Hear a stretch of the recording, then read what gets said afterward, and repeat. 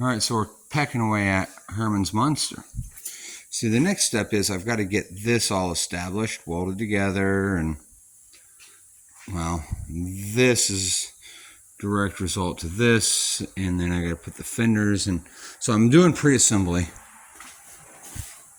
So, if you look, you got a pretty good profile going there. However, check this out. I don't like the gap. The gap is narrower up here than at the bottom. I'll show you how I'm dealing with that. So this whole A-pillar was just floppy as shit, remember? Let's walk around the other side there. I'll show you that door. I'm a little happy with how I got it set up already. Not bad. Got a pretty groovy gap going there. It planes out real decent. The rocker's just screwed on and clamped on right now, so it's a variable. So how do you deal with that? This is how I deal with that. Now, for all you following at home, this section is from a tie rod. This is a tie rod adjusting sleeve. This is an outer, this is an inner cut off. Welded to some black pipe. And I made little tags on the ends. This allows me to get something in place, nailed in. It's braced, not really going anywhere. It's braced. Now I can adjust it. And what I've done here is I can adjust this attitude to get the hinge pillar where it needs to go to give me this gap. So this moves in and out to get that established.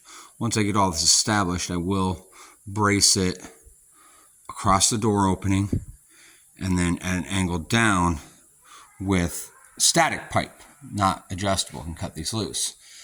Then I'll fix all of the A-pillar and all of that. So that's kind of where I'm at. That's how I came to that. Now, this was a problem because this was kicked way out.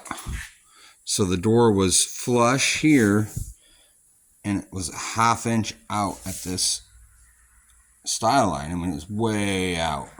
Is it the door? Is it twisted? Is it? No. This needs moved around. So with that, my stop gap, because I don't have any more tie rod ends to cut up, they were waste off of a parts car. These are turnbuckles I picked up at the hardware store. They seem to work okay.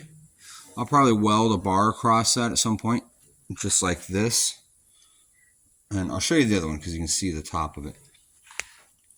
But I was able to draw this whole box side in. I'm going to go through here and I'm going to loosen up all the bolts and such that connect all this. And I'll crank it in and out a few times. Once I'm happy with everything, I'll crank it in and out a few times, make it move around, and then I'll put it back where it goes and I'll cinch those bolts down. Might even do some unnecessary welding. So we're braced up. Same thing on this side. I needed to draw this in. In fact, that tailgate, I had it reasonably gapped, but it was kind of wedged. It just flopped open because I don't have a latch or anything while I was adjusting this side. So I'm squaring this truck up. It's moving to where it wants to be. It needs to be from here. And what I'm going to do is I'm going to take some measurements off of that side because I've got it pretty well where I want it. And I'm going to transfer those over here and see how they work. But again, there's that, and that's an old adjuster sleeve and the tie rod ends. And yeah, so that's how I do these. Pipe, some 1/8 inch plate. I'll get the core support on, I'll get the fenders on. I'm going to fit this truck together now because really it's a new truck. We've got to fit all these parts together. So here we are, we're working on Herman's monster. I will let you go with that.